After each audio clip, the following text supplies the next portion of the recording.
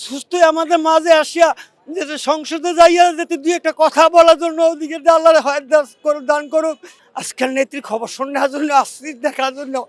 কিন্তু আমি তো পারবো না, আমি প্রতিবন্ধী মানুষ, দেখতে পারবো না, কারণ হাসপাতালের সামনে আসছি যেতে নেত্রীর খবরটা শোনার জন্য আসছি। আমি কুমিল্লা থেকে, আমি এই দলকে অনেক ভালোবাসি, এই দলের জন্য অনেক কষ্ট করেছি, অনেক কিছু করেছি। আমাদের দেশবাসী সকলে হাত তুলে দোয়া করিয়ান যে আমাদের নেত্রী সুস্থ হওয়ার জন্য, এবং কি সুস্থই আমাদের মাঝে আসিয়া যে সংসদে যাইয়া যেতে দুই একটা কথা বলার জন্য ওদিকে আল্লাহর দান করুক। এই প্রত্যাশা নিয়ে আমি দেশবাসীর কাছে, সকলের কাছে দোয়া চাই। সকলে দোয়া করেন, যে যেখানে আসেন সকলে দোয়া করে আমাদের নেত্রী যাতে সুস্থ হইয়া আমাদের মাঝে ফিরে আসতে পারে, এটাই আমার প্রত্যাশা।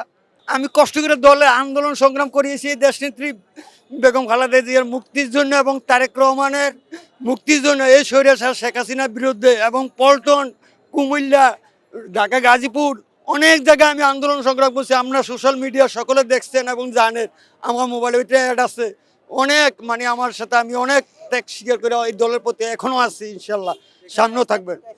হ্যাঁ, কষ্ট হয়েছে, কষ্ট হইলেও কি করাম, আমার যেহেতু এখানে আসছি গেটের সামনে, যে আমার নেত্রী সুস্থ হলো না হলে আমি বিস্তারিত সঠিক জানতে পারলাম, এই কারণে আমি রয়েছি। সিনিয়র নেতারা যদি আসে একটু সাক্ষাৎকার দেয়, তাইলে খবরটা শোনাম যে এই সুস্থ হইলো না হইলে, এইটা হলো মনের আবেগটা আর কি।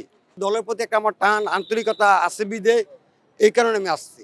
খবরের কাগজ, নিখাদ, নির্ভীক, নিরপেক্ষ।